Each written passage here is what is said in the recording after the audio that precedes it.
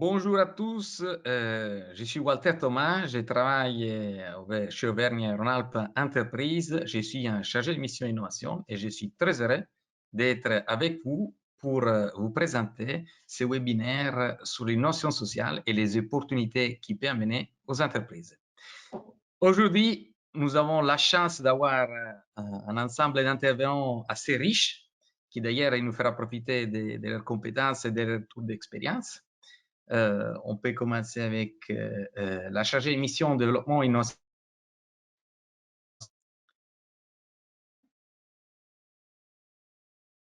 Malik Selmi, le directeur financier et délégué général à l'URSCOP. Bonjour Malik. Vincent Tissier, coordinateur financement de l'ESS chez Gaïa. Bonjour Vincent.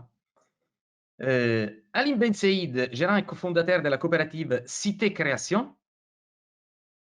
Bonjour. Léo Clavurier, attaché direction de Railcoop. Bonjour. Et Caroline Loberti, présidente de la SAS DAB. Bonjour Caroline.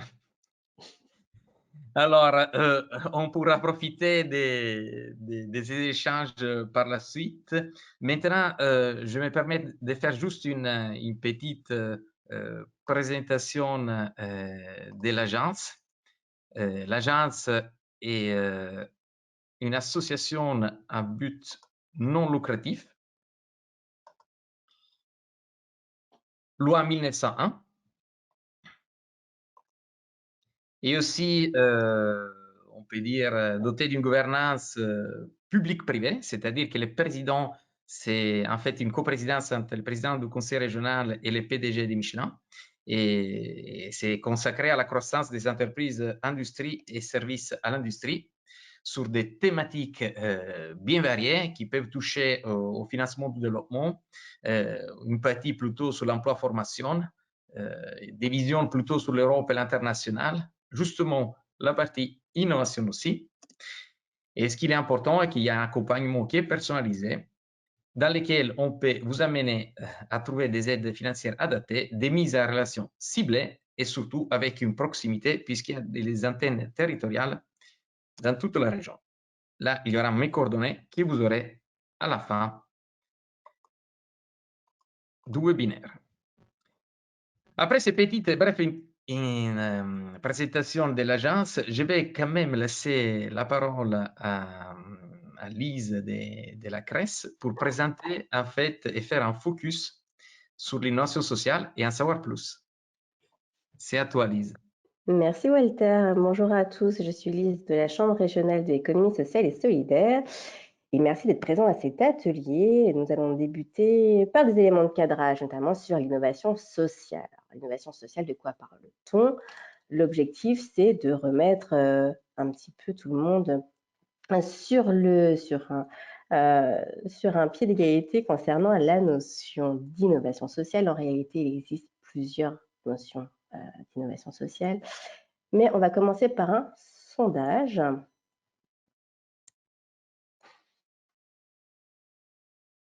Que je vais lancer. En quoi consiste selon vous l'innovation sociale? Vous allez avoir sur votre côté à droite la participation à un sondage. Pour vous, en quoi consiste l'innovation sociale?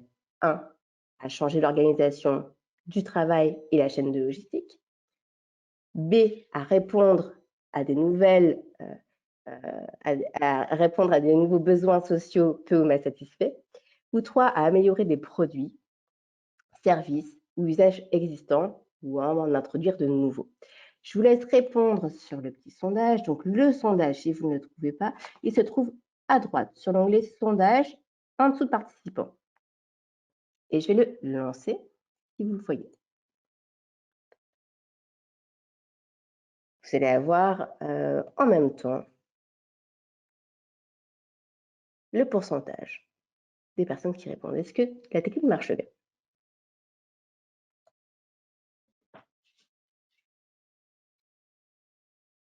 Et vous laissez quelques minutes afin de répondre à ce petit sondage en cours. On est à 59% de vote.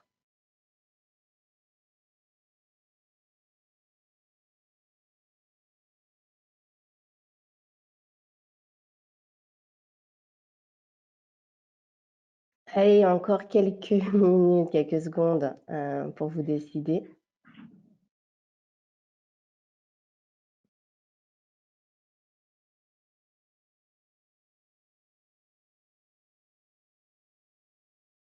Et je vais arrêter peut-être le vote. Je vais le fermer. Attention, 72%. Je ferme le vote. Les votes sont clos. Vous êtes 72 à avoir voté. 15% pensent que l'innovation sociale, c'est changer l'organisation du travail. Et 62% pensent qu'il s'agit de répondre à de nouveaux besoins sociaux peu ou mal satisfaits. Et 23% améliorer des produits. Vous avez en majorité raison, puisqu'il s'agit en effet, selon les différentes définitions, de répondre à des besoins sociaux peu ou mal satisfaits. Peut-être nous pouvons passer à la deuxième partie du sondage. Alors, je vais peut-être d'ailleurs vous repartager là le sondage et vous remettre une petite définition sur les caractérisations de l'innovation sociale. On relance la machine et le vote des sondages.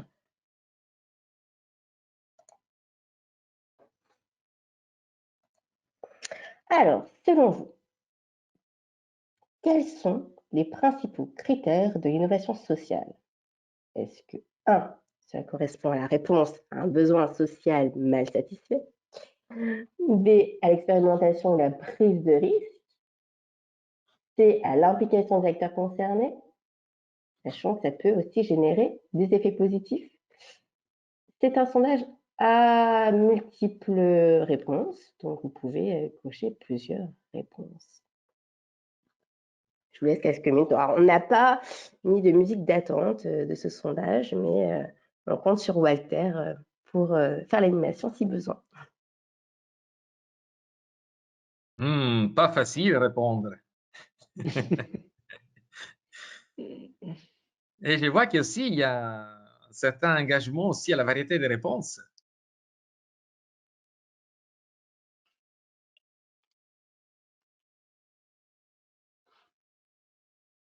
Mais les réponses, elles sont très variées. On laisse encore quelques secondes aux participants pour atteindre 70% de vote. Et puis, on reviendra sur cette notion de cadrage de l'innovation sociale rapidement. Là, je laisse encore 2 petites secondes. Je vais fermer le sondage. Et pour vous, bien entendu, la réponse était déjà dans la première question, mais il s'agissait en réalité des 4 critères. Donc, effectivement, ça va être la réponse à un besoin social mal satisfait, comme on l'a vu sur la réponse 1. Mais on voit bien aussi qu'il convient d'introduire la notion d'expérimentation, de prise de risque. Est-ce que le projet a pris des risques, a fait vraiment des allers-retours? Est-ce qu'on a l'implication des acteurs concernés sur un territoire donné? Et est-ce qu'il génère des effets positifs, notamment sur la partie économique? Pour résumer cette définition de l'innovation sociale, est-ce que vous voyez mon écran? On va venir sur à retenir. La définition de l'innovation sociale, c'est vraiment élaborer des réponses à des besoins sociaux nouveaux ou mal satisfaits dans les conditions actuelles du marché. Ça, c'est vraiment la définition notamment du Conseil supérieur d'économie sociale et solidaire. Vous aurez naturellement ces éléments-là en PowerPoint si besoin. Et à retenir, voilà. De quoi parle-t-on? On a la notion de la réponse à des besoins sociaux non ou mal satisfaits. Si déjà vous repartez du webinaire avec cette notion-là, ça sera déjà super. Et l'objectif aussi, c'est de décloisonner l'innovation. On parle d'innovation produit, d'organisation, de marketing technologique, mais vraiment de décloisonner toutes les dimensions de l'innovation. On parle aussi en fait de construire ensemble avec l'ensemble des parties prenantes. Et l'objectif aussi, c'est d'inspirer des nouvelles politiques publiques. On rappelle les différents critères principaux d'une innovation sociale. Donc, la réponse à un besoin social mal satisfait. Si vous êtes reparti du webinaire sans cette notion-là, là, ça va être compliqué, mais l'objectif, c'est vraiment d'avoir cette définition-là. Le fait de générer des effets positifs, d'autres effets positifs. On a la notion aussi de risque et d'expérimentation. Et l'objectif aussi, c'est d'impliquer les acteurs concernés sur un territoire donné. Un petit schéma rapide sur le processus d'innovation pour un petit peu plus visualiser ça. On va avoir des enjeux sociétaux, les emplois, l'environnement, le handicap, ces enjeux vont nécessiter des nouvelles idées, qui vont provoquer des nouveaux modèles économiques, des nouveaux produits, des nouveaux services et des nouvelles organisations. Et tout cela va venir alimenter la vision des enjeux et des nouvelles idées. Voilà, grosso modo, les grandes lignes de l'innovation sociale. Mais après la théorie, place au témoignage et à une illustration un petit peu plus concrète de l'innovation sociale. Je te laisse la parole, Walter. Merci Lise, c'était très très clair cette petite focus. Maintenant, on va passer directement à la présentation justement des témoignages et je laisse la parole à Malik qui va s'occuper de poser la première question à nos 3 entrepreneurs qui vont nous régaler avec les retours et leurs visions. À toi Malik. Merci beaucoup, Walter. Donc, en effet, au cours de la prochaine demi-heure, on a la chance de disposer du témoignage de 3 dirigeants d'entreprise, dirigeantes d'entreprise. Et avant de rentrer dans le détail, on va déjà commencer par faire plus ample connaissance. Et la première question qu'on va vous soumettre, c'est de nous présenter votre coopérative ou votre entreprise, ses origines et surtout de pouvoir nous matérialiser un petit peu le projet d'innovation sociale que vous avez mis en œuvre au cours des dernières années. Et pour ouvrir ce bal, je vais céder la parole à Madame Lauberti. Bonjour à tous, donc je suis Caroline Lauberti et je suis cofondatrice d'une entreprise qui s'appelle Daba Consigne. Daba Consigne, notre mission, donc du coup notre volonté d'avoir des effets positifs, si je reprends les termes du sondage, c'est d'en découdre avec les emballages à usage unique de la restauration à emporter. Daba est né d'un constat, en fait, il y a plus de 600 millions de repas emportés qui sont commandés chaque année en France, et puis ça évolue d'année en année, et ça a des conséquences dramatiques au niveau des écosystèmes, de toute la pollution en plastique. Et en plus, ce sont des déchets qui sont consommés au bureau, dans un parc, et en fait, même quand ils sont compostables ou recyclables, ils terminent très rarement dans la bonne poubelle pour être recyclés et compostés. Et il y a différentes études récemment qui montrent que, en fait, dans la mer, la plupart des déchets sont issus de la vente emportée, en fait. Donc, c'est vraiment un secteur qui est très problématique. Et nous, Daba, on agit sur plusieurs leviers pour en découdre avec les emballages à usage unique.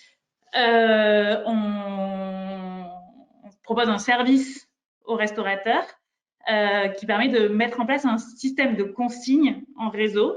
Concrètement, comment ça marche? En tant que consommateur, utilisateur final, vous allez commander à emporter. Au lieu de prendre dans un emballage jetable, vous commandez un contenant en verre made in France consigné et vous vous régalez où vous voulez. Et ce contenant, vous pouvez le ramener dans n'importe quel restaurant du réseau. Donc ça, c'est l'activité pour laquelle on est le plus visible puisqu'on est en ce qu'on appelle dans le jargon B2B2C, c'est-à-dire qu'on touche le consommateur final. Donc, on a une communication et on est visible sur ces sujets-là. Et on intervient aussi auprès de plus grosses structures, plus gros acteurs, que ce soit des collectivités ou des entreprises, pour les accompagner dans leurs propres solutions de réemploi. Par exemple, on accompagne des cuisines centrales pour les aider à mettre fin aux barquettes jetables pour le portage à domicile, c'est-à-dire toutes les personnes âgées qui sont livrées quotidiennement en barquettes plastiques. Ça suffit comme présentation? Ça va, Malik, ou j'enchaîne? C'est bon? Non, c'est très clair, je vous remercie beaucoup. C'est effectivement très exhaustif comme présentation et on voit bien l'origine de votre activité et ce en quoi vous œuvrez en matière d'innovation sociale. Merci beaucoup. Dans le fil de continuité, je vais laisser la parole à Monsieur Léo. Il a changé de place. Clavurier. Ouais, avec plaisir. Léo Clavurier, donc je suis attaché de direction chez RICOP. RICOP, c'est une entreprise ferroviaire, c'est-à-dire que nous avons pour projet d'exploiter des lignes de train sur des infrastructures existantes, mais où la SNCF ou d'autres opérateurs n'opèrent pas de service aujourd'hui. Alors, j'ai quelques cartes à vous présenter pour ceux qui ne connaîtraient pas RICOP, comme ça sera un peu plus lisible. Alors, on a lancé très récemment, le 15 novembre, une ligne de fret ferroviaire entre Viviers de Cazeville, Cap-de-Nac et Toulouse-Saint-Jory. Donc, sur une ligne existante, mais où il n'y a pas de service de fret aujourd'hui. L'objectif étant de pouvoir transférer des camions sur le rail pour diminuer l'empreinte carbone des transports, par exemple, de l'industrie aéronautique. Et il faut savoir que dans la région de Cap-de-Nac, on a beaucoup de sous-traitants de l'aéronautique qui ont des liens avec l'agglomération toulousaine. Ça, c'est le service qu'on a lancé, qui est en train de monter en puissance progressivement et qui est un peu aussi notre expérimentation, je dirais, pour lancer des services de voyageurs. Le service de voyageurs étant un petit peu plus compliqué à mettre en place, on a commencé par du fret.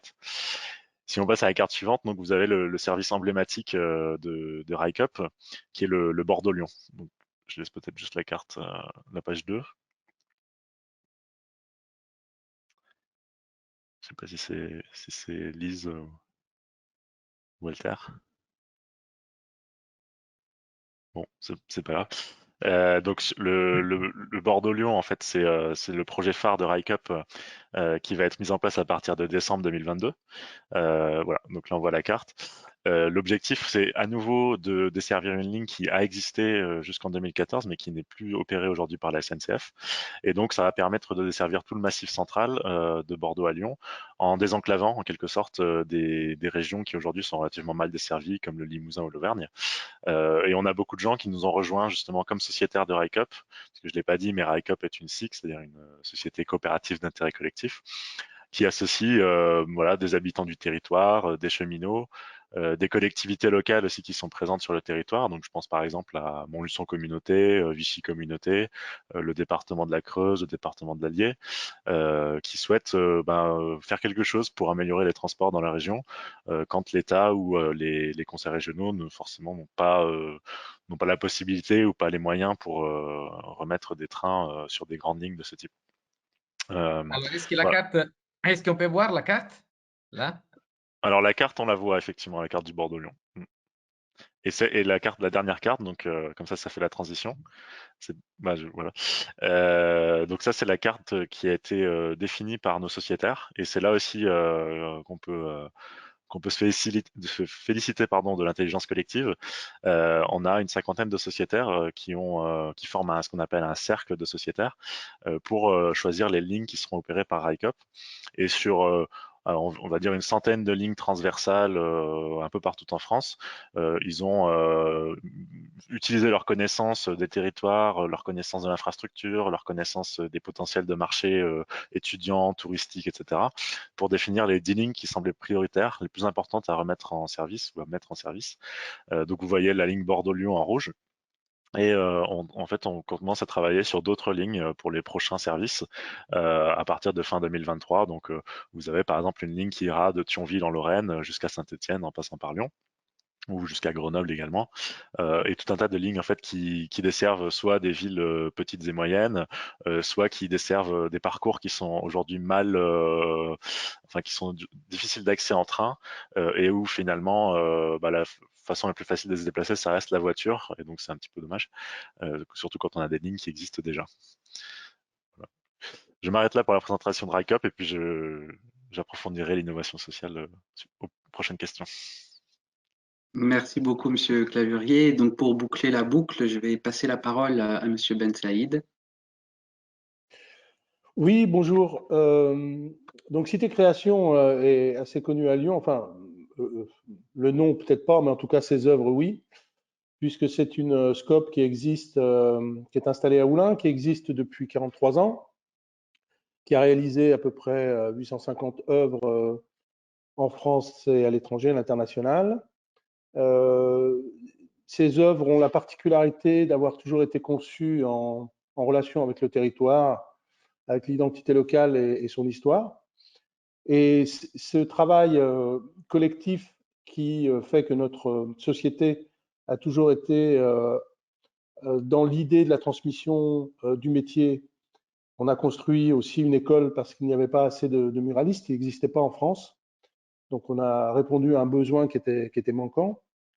Ces œuvres, elles ont la particularité d'être faites en discussion, en concertation. Alors il y a eu 3 étapes.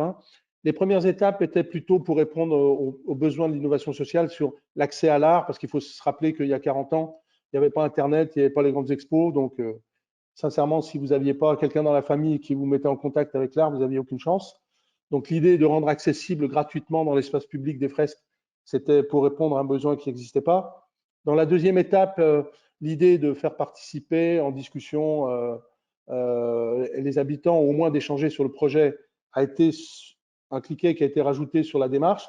Et là, on est dans le troisième niveau. C'est pour ça qu'on a été aidé pour passer au stade de la co-construction sur un territoire. Et là, c'est autre chose, c'est mettre en place des ateliers et c'est une autre dimension.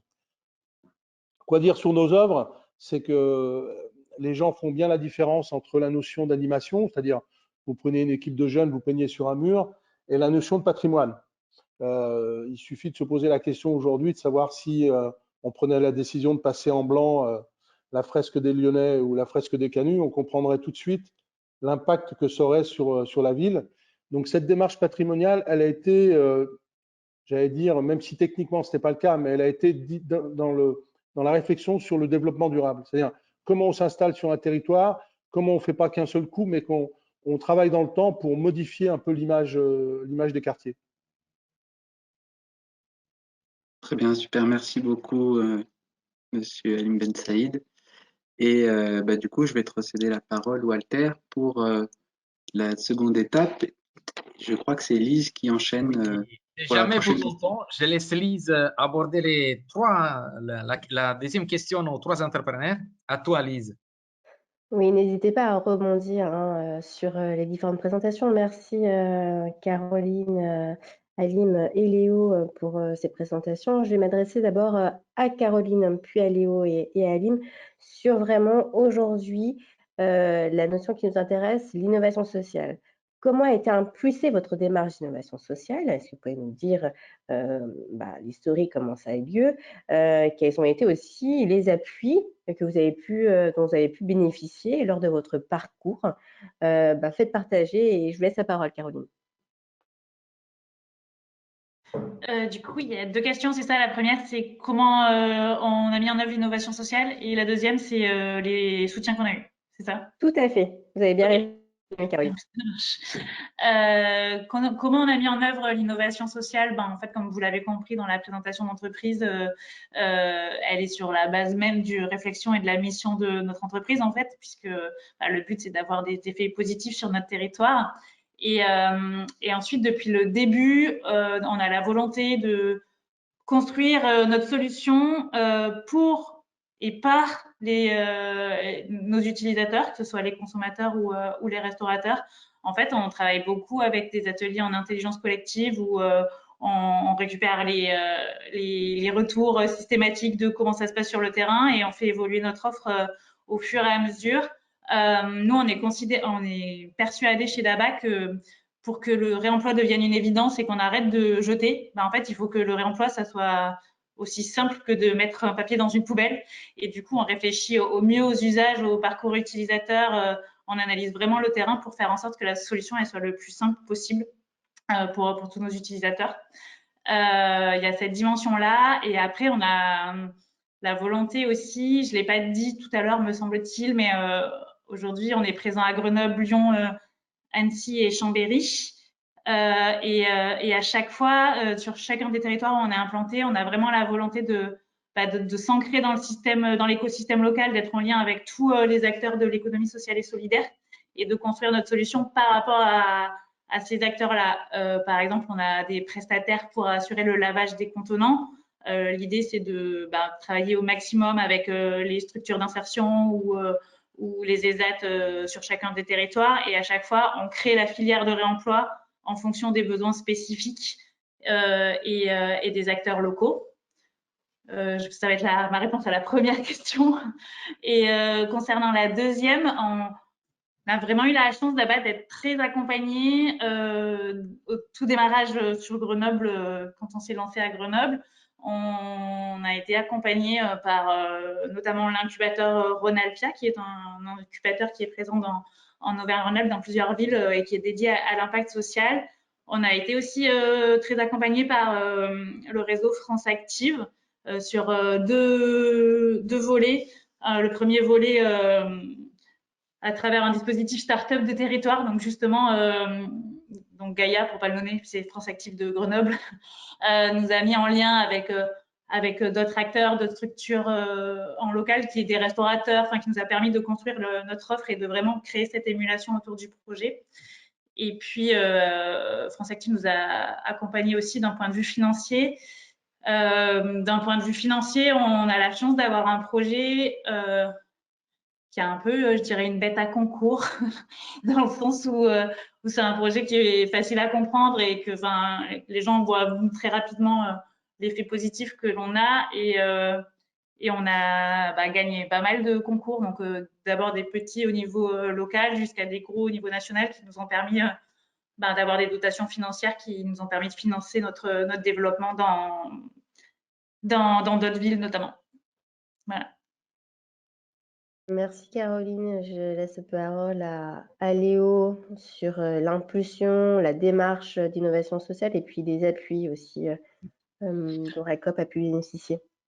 Je rebondis sur ce que Caroline vient de dire. Effectivement, nous aussi, on a bénéficié de beaucoup d'appuis, que ce soit de la CGScope, de l'URSCOP, du réseau France Active, des CRES aussi, évidemment, tous les acteurs engagés dans l'ESS et dans le monde des coopératives. Alors, ce qu'il faut dire, c'est que RICOP a quelque part une chance qui est issue d'un défaut, je dirais, du système ferroviaire en France, c'est qu'on a d'un côté un acteur qui a été pendant longtemps en monopole, SNCF, avec des structures de direction et de décision qui sont relativement rigides, dans le sens où il y a une forte pression politique au niveau de l'État, et c'est un groupe extrêmement dense et complexe. Et puis à côté de ça, des tas de citoyens qui en fait ont formé des associations de défense de lignes, des réouvertures de lignes, de protection du patrimoine ferroviaire. Et le dialogue entre ces deux types de structures a souvent été un peu délicat, puisque la SNCF n'a pas forcément toujours les bons outils de concertation pour pouvoir intégrer toutes ces bonnes volontés associatives. Et finalement, chez RICOP, on a eu l'avantage de pouvoir faire converger ces deux mondes. C'est-à-dire d'un côté le monde économique de l'exploitation ferroviaire d'une ligne, vraiment avec toute la complexité que ça représente, et puis le fait de pouvoir intégrer des citoyens dans la conception de ces services. Concrètement, comment ça se passe? On a aujourd'hui à peu près 10 000 sociétaires chez RICOP. Donc être sociétaire, ça veut dire avoir au moins une part sociale à partir de 100 €. Dont 90% sont des personnes physiques, et on a 200 entreprises, on a une trentaine de collectivités. Donc aussi, on développe le multisociétariat, les différentes formes de sociétariat. Et donc, je vous ai évoqué tout à l'heure les cercles de sociétaires. Donc on a créé les sociétaires ont créé une vingtaine de cercles. Donc il y a ce cercle qui a défini les lignes qui seront opérées par RICOP, mais en fait les sociétaires engagés se sont engagés sur tout un tas de thématiques très variées. Donc par exemple, on a des sociétaires qui connaissent soit eux-mêmes, soit dans leur entourage des situations de mobilité réduite, et qui ont créé un cercle train et accessibilité. Donc pouvoir formuler des recommandations sur l'aménagement des rames, l'accès en gare pour les personnes à mobilité réduite. Ça aujourd'hui, si je compare avec ce que fait la SNCF, il y a des instances de concertation entre la SNCF et les associations représentatives des personnes à mobilité réduite, mais elles ne sont pas directement au cœur de la décision. Et c'est là que nous, on a innové, c'est-à-dire qu'on a permis aux personnes directement concernées de pouvoir formuler des propositions au conseil d'administration ensemble, en fait, entre sociétaires. Et on donne vraiment du pouvoir aux citoyens par ce biais-là. En intégrant les collectivités, on permet aussi d'avoir une concertation sur l'aménagement du territoire, sur la dynamisation de la vie économique locale dans les quartiers centraux, les quartiers gares. Et en intégrant les entreprises, on permet aussi de créer des ponts, des partenariats, je dirais, commerciaux, des partenariats de réseau. Donc finalement, on se rend compte que cette forme de sociétariat, dans un domaine comme le ferroviaire, où les gens sont très impliqués et très intéressés par le transport en question, ça donne de très belles choses en matière d'innovation sociale. Un grand merci Léo pour ce témoignage. Alim, je vous laisse la parole sur l'impulsion, la démarche d'innovation sociale et puis les appuis. Bon, comme vous l'avez compris dans ma première présentation, le fait de travailler dans l'espace public, il faut comprendre que c'est un espace politique. Croire que l'espace public, c'est juste un espace marchand, c'est un peu se tromper. Donc, à partir du moment où c'est un espace politique, ça signifie qu'il y a des enjeux, qu'il y a des groupes de pression, qu'il y a des lobbies, qu'il y a des groupes d'intérêt, qu'il y a des défenses. Et lorsqu'on a démarré notre travail, on a intégré dès le départ cette dimension-là, ce qui fait que nos œuvres, elles sont largement appropriées. Parce qu'il suffit de venir avec un pot de peinture et puis ça disparaît en 2 secondes. Si elles sont protégées après 40 ans, c'est qu'elles ont été travaillées dans cette concertation. Mais on est arrivé à un phénomène un peu comme RICOP, c'est-à-dire l'histoire, elle se tamponne, il y a une opportunité, il y a la nécessité pour un grand nombre de propriétaires, de bailleurs sociaux, privés ou publics, de faire cette transition énergétique. Donc, c'est des millions de bâtiments qu'il faut isoler. Et ils se retrouvaient avec 2 handicaps. Le premier, c'est que ça crée ce qu'on appelle des bâtiments thermos, parce que quand vous rendez étanche un bâtiment, il perd son architecture, vous créez des boîtes, des boîtes, des boîtes, des boîtes. Et la deuxième, c'est que pour des raisons absolument légales, il est obligé de travailler avec des locataires, il ne sait pas faire la concertation, voilà. On se retrouve dans ce moment historique où tout d'un coup, on vient nous demander de pouvoir être un acteur de ce moment-là et d'être capable de gérer à la fois la concertation et la réhabilitation.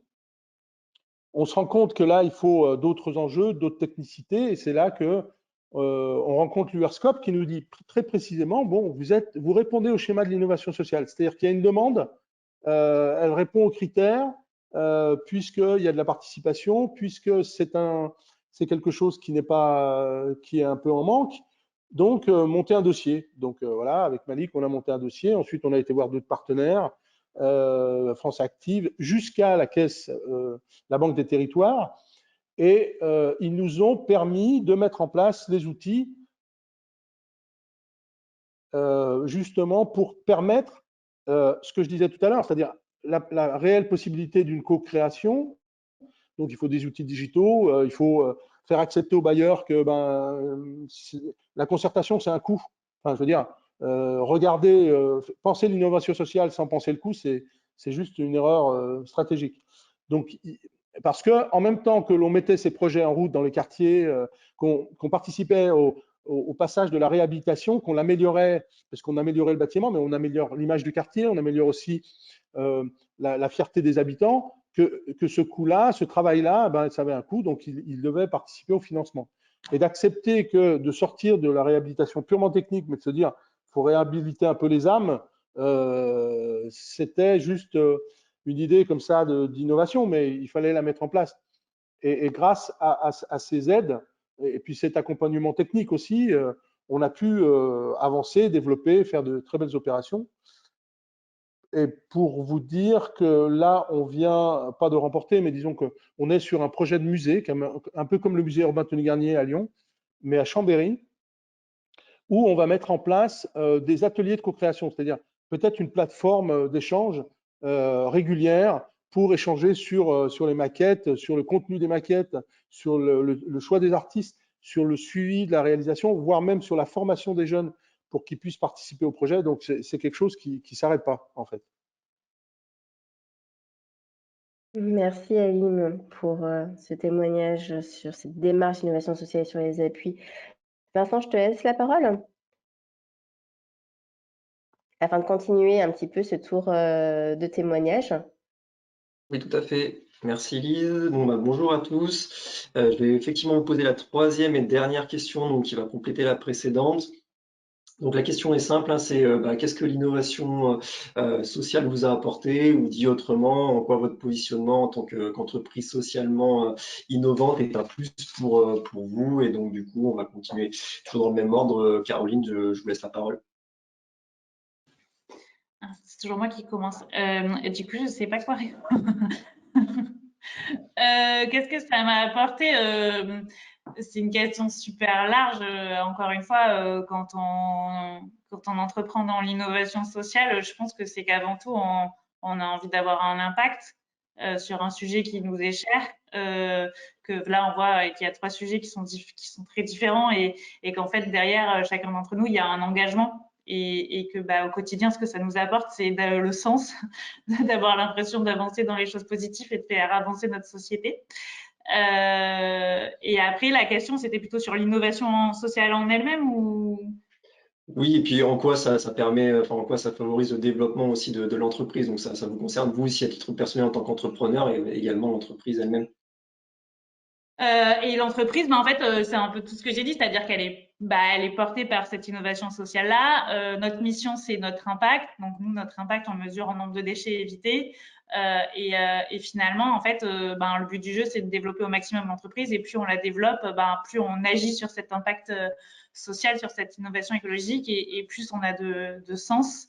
Et l'objectif, c'est vraiment d'avoir un projet qui soit qui soit sur la triptyque écologique, écologique, social et économique, pardon, et l'économique porte à la fois le social et l'économique. Je suis désolée, j'ai l'impression que je réponds à côté de la question, mais je vais écouter, je vais écouter les autres et puis je vais voir, peut-être je rebondirai à la fin.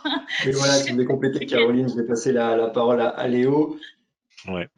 Alors moi je dirais que ce que l'innovation sociale nous apporte, c'est un positionnement dans le marché, c'est-à-dire que en étant une coopérative citoyenne du ferroviaire, on n'est pas un acteur privé classique je dirais capitaliste qui vise seulement à gagner de l'argent grâce à l'ouverture du marché. Et en ce sens, on est une alternative, mais complémentaire à ce que propose la SNCF.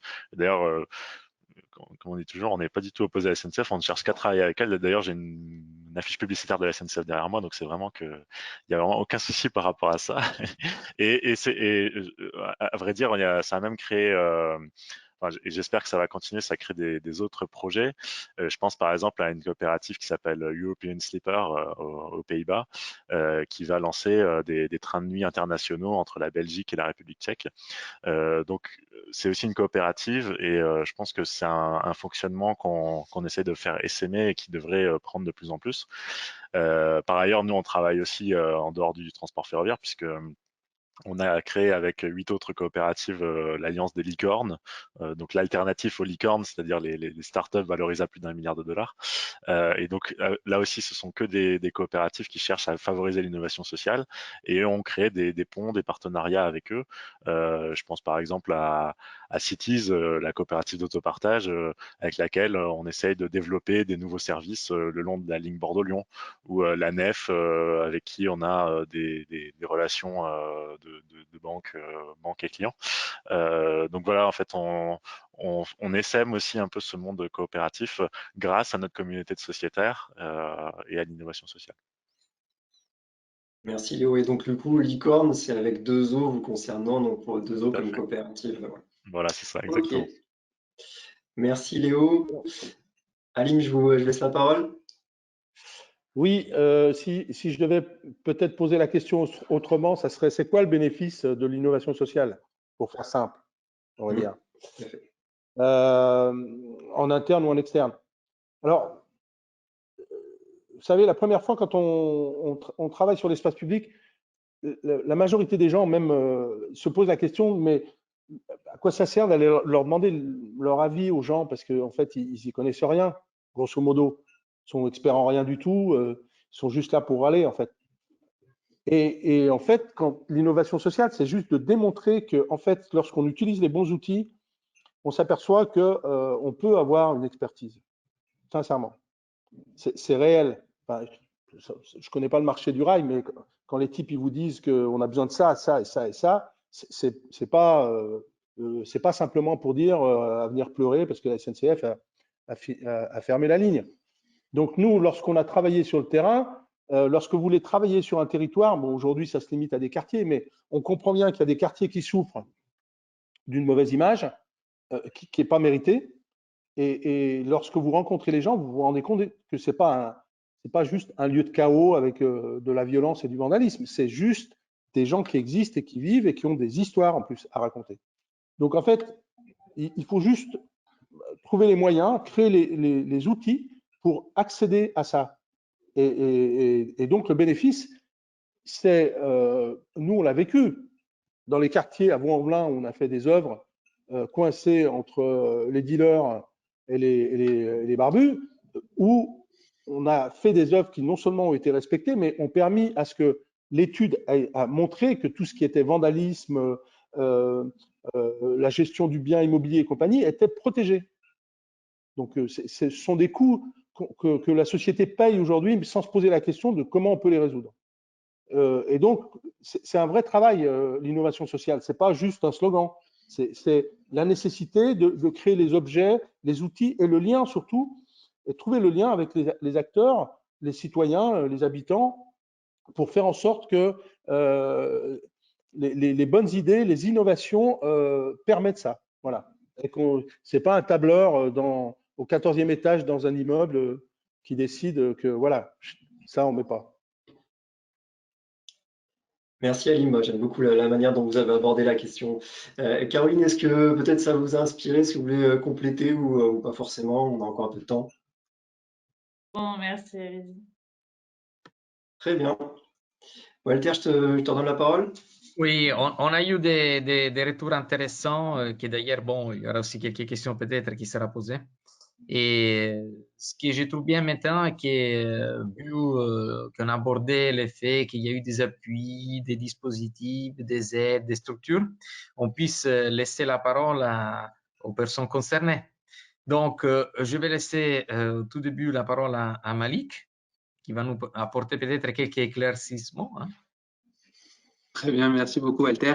Déjà aussi, merci beaucoup à nos trois témoins. Hein. Je trouve qu'en effet, ça a amené beaucoup de concret à ce que peut être effectivement l'innovation sociale.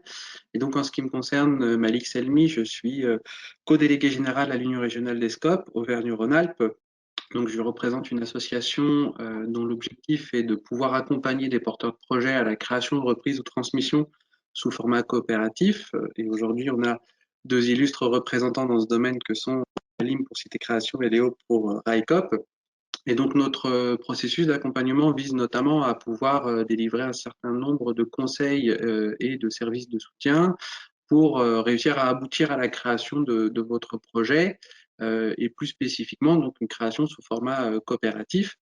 Et la singularité de notre mouvement, c'est de pouvoir, au-delà de cet accompagnement à l'origine, de pouvoir poursuivre l'accompagnement tout au long de votre vie, ayant considéré que le lien que nous créons à ce moment doit être soutenu dans la durée, et ce, quelle que soit la phase que vous êtes susceptible de traverser. Et donc, on a notamment l'honneur de pouvoir et d'avoir été soutenu par Cité Création depuis 43 ans. Et à ce titre, du coup, nous avons pu l'accompagner dans ce changement stratégique et dans cette impulsion stratégique qui s'articulait autour du projet de l'innovation sociale. Et complémentairement à cela, nous disposons aussi d'outils de financement qui permettent de pouvoir soutenir justement les enjeux de financement que peuvent revêtir ce type de transition stratégique pour notamment permettre de pouvoir couvrir les besoins qui peuvent émerger. En complément de tout cela, nous avons aussi un incubateur en innovation sociale qui s'appelle Alter Incube, dont l'objectif est aussi de pouvoir vous accompagner lorsque l'idée est en phase de gestation, c'est-à-dire qu'on n'a pas encore complètement germé, que vous disposez d'une étincelle sur laquelle il faut un petit peu souffler pour pouvoir faire un joli brasier. Et donc notre incubateur permet aussi donc sur un parcours de 18 mois, soutenu par nos fidèles partenaires publics que sont notamment la région et le Fonds social européen, de pouvoir vous faire accompagner sur diverses thématiques qui vont de l'économique, du juridique, du fiscal, par exemple, pour pouvoir border un petit peu votre projet et permettre à la graine qu'il y a dans votre esprit de pouvoir germer. Voilà. Merci Malik. C'était vraiment très clair. D'ailleurs, je vais juste une petite annotation aussi pour notre cher public. Toutes ces personnes sont bien disponibles, bien sûr, à être recontactées. Hein. Si vous avez des questions, vous voulez approfondir plus, n'hésitez pas à me contacter ou à les contacter en direct. Donc maintenant, peut-être, on a entendu beaucoup de choses aussi sur la CRES. Donc, je laisse Lise peut-être faire des focus aussi peut-être sur des dispositifs ou des agréments spécifiques. À toi la parole, Lise. Merci Walter, merci Malik. L'objectif aujourd'hui, c'était de représenter rapidement ce qu'est la CRES. La CRES, c'est la Chambre régionale de l'économie sociale et solidaire, notamment Auvergne-Rhône-Alpes, qui a pour objectif de valoriser l'économie sociale et solidaire, de sensibiliser les acteurs sur ce sujet, également de mettre en réseau. Mais concernant ce webinaire, on souhaitait mettre un petit coup de projecteur sur l'agrément ESUS. L'objectif aujourd'hui, ce n'est pas de vous présenter l'agrément ESUS à proprement parler, il faudrait tout un webinaire pour cela, mais vraiment juste pour vous mentionner que cet agrément existe et que l'objectif, c'est également de permettre aux entreprises sociales de valoriser leur impact social et de faciliter les financements, notamment en fonds propres.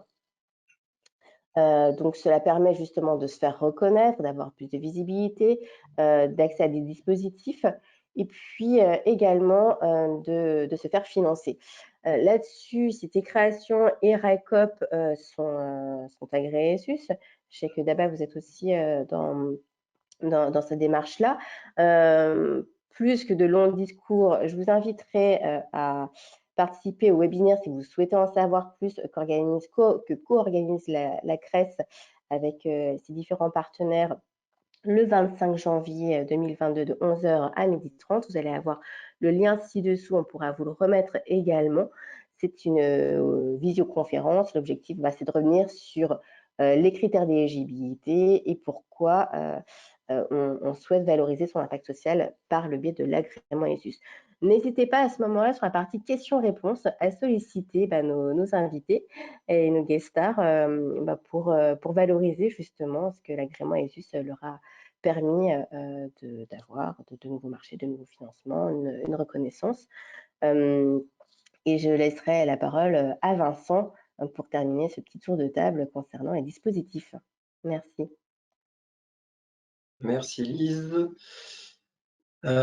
Du coup, donc j'ai une petite présentation. Je vais essayer de vous l'afficher.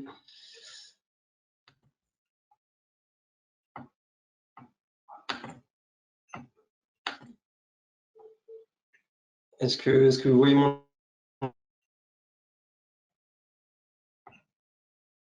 Pas encore.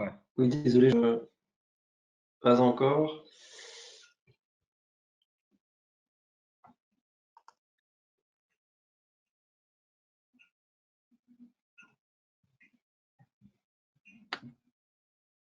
Mais sinon, je vais pas perdre de temps, je vais la faire sans la présentation. De toute manière, il est là. C'est bon? Il est arrivé. Maintenant, on voit ton... Oh, Ok. tu peux mettre à plein écran. Ok. Donc du coup, je vais vous présenter en quelques mots donc le réseau donc France Active et notamment le réseau France Active en Auvergne-Rhône-Alpes. Donc moi de mon côté, je travaille pour Gaïa, donc qui du coup couvre le département de l'Isère, mais donc le réseau France Active est présent sur l'ensemble de la région et vous voyez s'afficher à l'écran donc les différentes associations du réseau. Donc voilà, donc simplement pour vous indiquer qu'on est présent sur l'ensemble de la région. Donc concrètement, donc le réseau France Active, qu'est-ce qu'on propose en fait? Donc notre offre, elle couvre 3 dimensions principalement. Donc une dimension financement sur laquelle je reviendrai un peu plus en détail ensuite. Également une dimension donc conseil, donc le cœur de métier de France Active, donc c'est le financement et donc du coup la stratégie financière et donc du coup on est là pour accompagner donc les porteurs de projets qui donc souhaitent développer un projet, ont des besoins de financement et donc on est là pour à la fois donc challenger leur projet et du coup les aider donc à évaluer leurs besoins de financement et structurer donc du coup des solutions notamment à travers du coup un plan de financement. Donc voilà, on est aussi là pour les aider dans leur relation avec les autres financeurs, notamment avec les financeurs bancaires. Donc voilà, on est aussi là pour les accompagner de médiation bancaire. Et puis également, donc on les accompagne donc à réaliser et à faire aboutir un tour de table financier. Donc ça c'est la dimension conseil. Et puis donc de plus en plus, on essaie de travailler sur la dimension connexion. Donc voilà, réseau France Active a financé de très nombreux entrepreneurs depuis un grand nombre d'années. Donc voilà, on a des contacts très denses sur les territoires et enfin des réseaux très denses sur les territoires. Et donc du coup, l'idée c'est de faire profiter de ce réseau-là aux porteurs de projets qu'on accompagne, et donc du coup de les mettre en relation entre eux pour qu'ils puissent voilà, développer des activités communes. Également, on a une bonne connaissance de l'écosystème, voilà, de l'accompagnement à la création d'entreprise et au développement de projets de l'ESS. Donc voilà, on est aussi là pour les mettre en relation avec tout ce réseau-là. Et puis donc voilà, avec pour objectif de leur permettre de grandir et puis d'améliorer leur visibilité. Donc concrètement, si je reviens sur la partie financement, donc du coup on propose des financements à tous les stades de vie, donc pour les associations et les entreprises voilà, sociales et solidaires. On peut intervenir donc à la fois donc en émergence, on peut également intervenir au moment de la création ou de la reprise quand on est dans le cadre d'une reprise.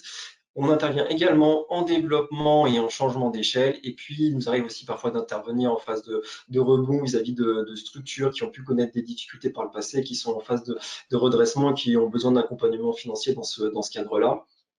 On peut être amené à financer à la fois donc des investissements, donc du matériel, des travaux, etc. Également donc des besoins de trésorerie, donc du besoin en fonds de roulement, notamment en phase de création pour voilà, pour des structures qui pourraient avoir donc du coup comment dire, un temps de montée en charge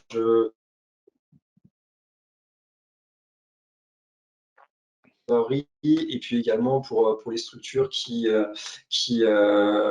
bénéficient notamment de financement public avec des délais de versement qui peuvent parfois être longs et donc du coup qui nécessitent un relais en termes de trésorerie.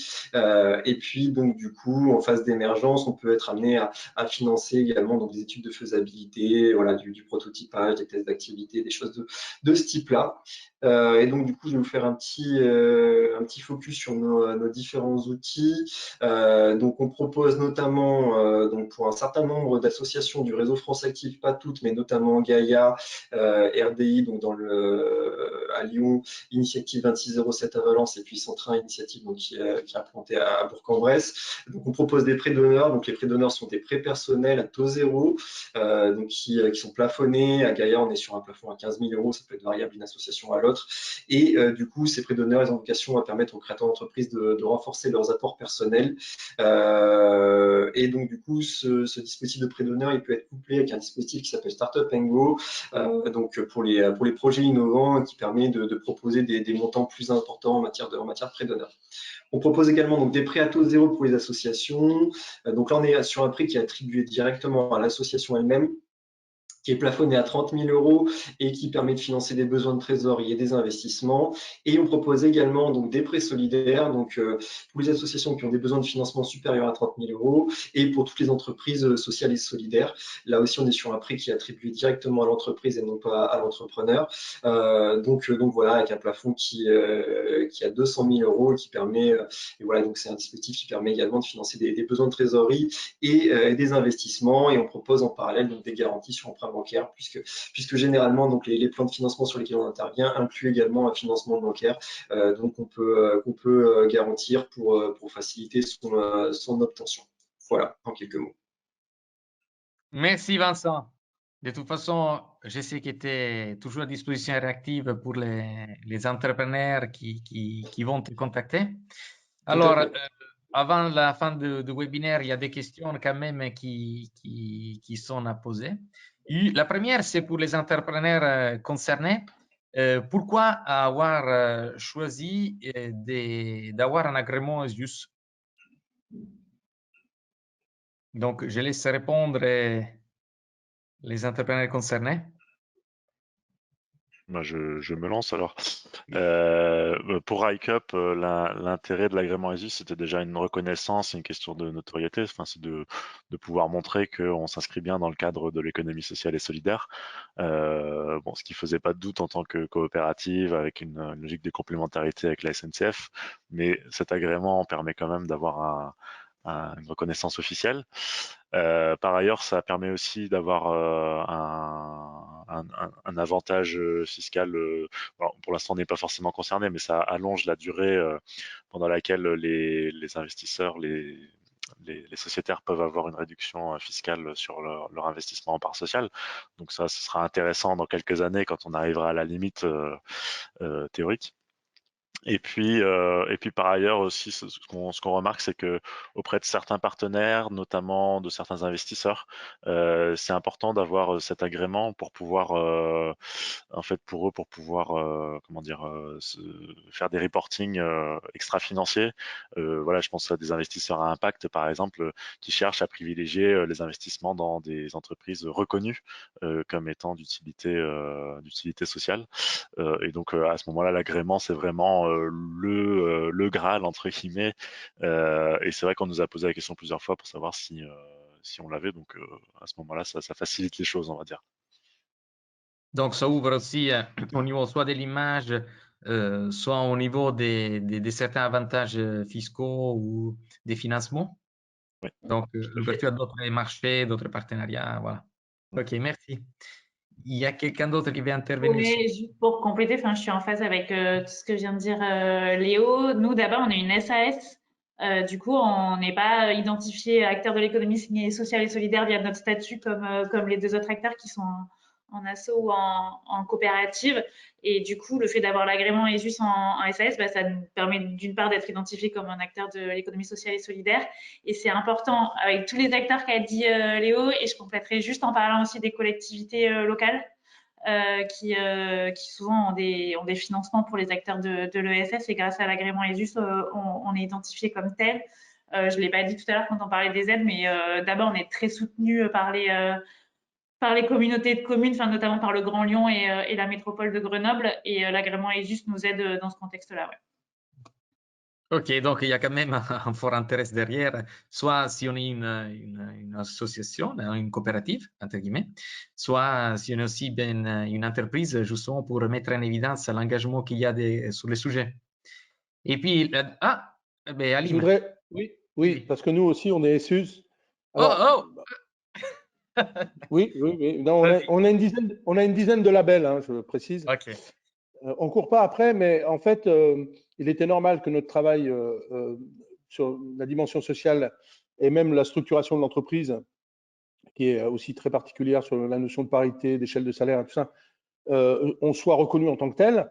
Alors, on n'a pas de particulier avantage financier, à part, c'est pour ça que je participerai peut-être au débat le 25 janvier, si jamais le label ESUS permettait de pouvoir faire sauter le verrou du mécénat, là, peut-être que ça deviendra, ESUS passera à un niveau supplémentaire qui ne serait juste justifié et qui permettrait, à mon avis, d'être un accélérateur pour ESUS incroyable. Eh bien, on prend note de la proposition. Hein? Juste maintenant, la dernière question avant de terminer ce webinaire. Et pour qui voudrait commencer cette démarche d'innovation sociale, quels seraient les points clés auxquels il faudrait tenir bien attention? Quels sont les écueils qu'il faudrait vraiment réfléchir dessus ou aussi qu'est-ce vous avez découvert être un problème, une difficulté dans vos projets? Qu'est-ce que vous conseillez vraiment de faire bien attention quand on commence cette démarche? Je laisse commencer Alim, vu qu'il est... Oui, parce que je suis le plus âgé, donc je prends le bénéfice de l'âge.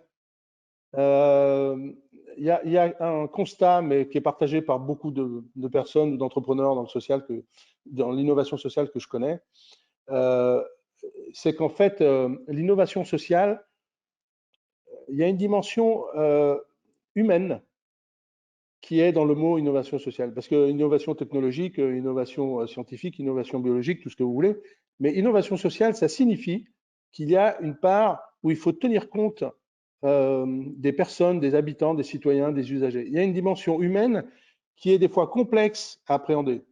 Je pense que pour changer les habitudes pour les paquets ou définir, mettre en réunion pour savoir quelle ligne, celui qui va s'arrêter là ou pas là, et ça c'est chronophage. C'est-à-dire, c'est du temps. Si vous ne l'appréhendez pas correctement, avant de trouver le point d'équilibre ou le point de bénéfice social optimum, c'est souvent là où le piège est, en fait. Je laisse intervenir Léo, Caroline, qui souhaite. Oui, tout à fait. Bah, je suis tout à fait d'accord avec Alim. Bon, à nouveau, chez RICOP, on a 10 000 personnes qui sont sociétaires, donc ça peut vite être compliqué à gérer. Et donc, l'important, je pense, c'est d'avoir dès le départ une idée assez claire de la gouvernance qu'on souhaite mettre en place, de comment chacun peut s'impliquer, comment chacun peut participer, sans qu'on ait 10 000 personnes au conseil d'administration. C'est-à-dire que tout le monde ne peut pas avoir le même niveau de responsabilité, mais tout le monde doit avoir un moyen de s'investir. Et moi, je prends toujours l'exemple, parce que ça m'arrive régulièrement, il y a des sociétaires qui m'appellent et qui me disent « Ah, mais pourquoi on ne travaillerait pas sur la ligne entre tel et tel endroit ?» Je dis « Mais vous savez, c'est déjà la 10e personne à me dire ça. Je ne suis pas contre la ligne, mais il faut que vous vous inscriviez dans la démarche collective de travail, de réflexion. Et c'est seulement comme ça, quand tous les sociétaires sont autour de la table, qu'on arrive à définir ce qui est vraiment intéressant de ce qui en fait était juste une idée un peu sortie du chapeau. Et effectivement, parfois, ça peut créer des frustrations, donc il faut savoir les gérer. Il faut savoir donner sa place à chacun, mais c'est pas facile pour autant. Je laisse terminer Caroline. Oui, juste en complément de tout ce qui vient d'être dit, je pense que quand on veut faire l'innovation sociale, c'est qu'on veut avoir des effets positifs et il faut bien se questionner sur est-ce qu'on a effectivement des effets positifs, hein, notamment quand, comme moi, en plus, on agit sur un levier environnemental, à savoir, est-ce qu'il n'y a pas des externalités négatives dans tout ce qu'on est en train d'être mis en place et est-ce que la solution alternative qu'on propose est effectivement meilleure que celles actuelles. Et c'est vraiment important de se questionner sur ces sujets-là pour éviter les pieds. Oh, il y a Malik qui veut intervenir. Bien sûr, Malik, à toi la parole. Juste, voilà, en matière quand même de dénominateur commun parmi nos 3 témoins, ce sont 3 témoignages qui ont fait l'objet d'un accompagnement. Et ça aussi, c'est quand même quelque chose qui permet à un moment d'éviter un certain nombre de pièges, que ce soit par les services de la région, de la CRES, de France Active, de l'URSSCOP, peu importe. Ces 3 témoins ont eu l'humilité, si je peux me permettre, de se faire accompagner sur des sujets qui peuvent être multiples, multifactoriels, complexes. Et donc, du coup, c'est aussi une des clés pour éviter ces fameux pièges. Question. Donc, on retient bien l'humilité pour prendre aussi la possibilité de se faire accompagner. D'ailleurs, c'est gratuit, hein? Ne vous inquiétez pas. Il y a beaucoup de monde qui est disponible pour vous accompagner sur différents et multiples sujets. Et aussi, ces dimensions humaines à prendre en considération, qui est due au fait des échanges, des prises de décision, des prises de décision et aussi, en dernière, voir bien si la solution qu'on propose, c'est effectivement mieux ou pas de ce qu'on fait actuellement. Donc, sur ce mot, je pense que c'est le moment maintenant aussi au niveau du temps de clôturer ce webinaire. Je me permets de remercier tous les intervenants aujourd'hui. Lise de la CRES, Malik de l'URSSCOP, Vincent de Gaïa, Alim, bien sûr, de Cité Création, Léo de RICOP et Caroline de la SAS DABA. Vos témoignages et vos retours d'expérience, vos compétences que vous avez apportées aujourd'hui, ça sera très utile, je pense, pour beaucoup de monde. D'ailleurs, je vous confirme que tout le monde est toujours disponible si vous les contactez. C'est aussi justement dans les contextes de l'amour social, il y a l'humain, comme il a bien dit Alim. Et donc, je vous rappelle aussi que tout ce que vous avez au niveau des présentations, vous pourrez les télécharger. Et n'hésitez pas, je vais encore une fois le répéter, à prendre contact avec quelqu'un pour avancer dans vos projets. Sur ça, je vous souhaite une bonne journée et je vous invite au prochain événement sur le sujet. Allez, à bientôt. Auvergne-Rhône-Alpes Entreprises. L'industrie est notre richesse.